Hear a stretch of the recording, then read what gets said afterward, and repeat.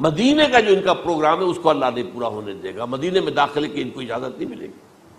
بہرحال یہ سارا کچھ ہونے والا ہے۔ وہ وقت بھی آنے والا ہے کہ حضور کی ایک حدیث کے مطابق ایک شخص کے 1000 بیٹے ہوں گے تو 999 ختم ہو جائیں گے، ایک بچے گا۔ یہ وقت بھی آنے والا ہے کہ حضور فرماتے ہیں اتنی بڑی جنگ ہوگی، اتنی خوریزی ہوگی کہ پوری زمین اٹ جائے گی لاشوں سے۔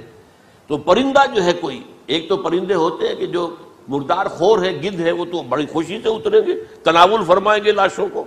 اسی طریقے سے کوے ہیں، چیلے ہیں، لیکن جو نفاست پسند پرندے ہیں وہ لاش کے اوپر اترنا نہیں چاہتے۔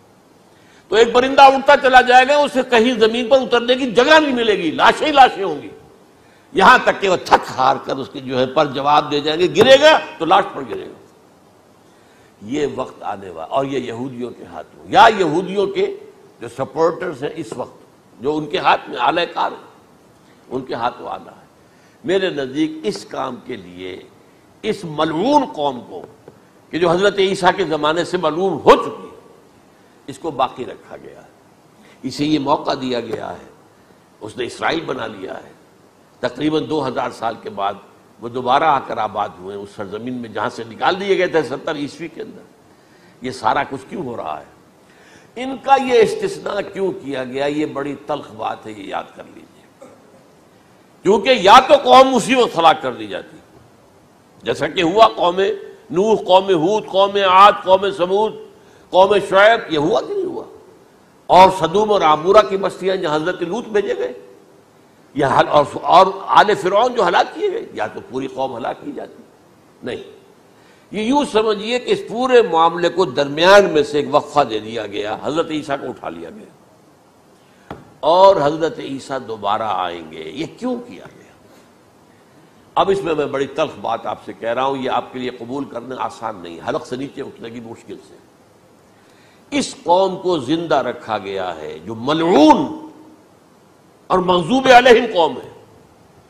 سب سورہ فاتحہ میں مفسرین لکھتے ہیں ضالین، یہ نصارہ ہیں، اور مغضوب علیہم یہ یہودی ہیں۔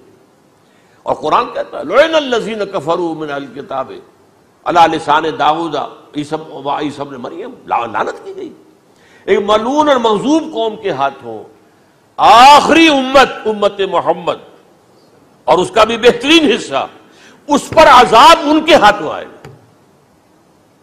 عربوں پر عذاب یہودیوں کے ہاتھوں، اس لیے ان کو بچایا گیا۔ یہ میں نے کئی دفعہ واقعہ سنایا، مولانا اصلاحی صاحب بتایا کرتے تھے، کیونکہ وہ راجپوت تھے، یو پی کے راجپوت، مشرقی حصے کے، کہ ہمارے ہاں کوئی نوجوان اگر کوئی بڑی گری ہوئی حرکت کرتا تھا تو اس کے سر پر چمار کے ذریعے، چمار کے ہاتھوں جوتا لگوایا جاتا تھا۔ اگر راجپوت کے سر پر راجپوت کا جوتا گرا تو چلو تکلیف تو ہوئی، لیکن یہ کہ راجپوت کا جوتا گرا ہے نا، پڑا ہے، لیکن راجپوت کے سر پر چمار کا جوتا، جس کو آپ انگریزی میں کہتے ہیں to add insult to injury, وہ تکلیف بھی ہے جوتا کھانے کی، اور انسلٹ ہے کہ ایک چمار مار رہا۔ یہ امت سب سے خیر امت ہے، کنتم خیر امت اخرجت للناس۔ اس کے لیے عذاب بھی بدترین آئے گا، اور کن پر آئے گا؟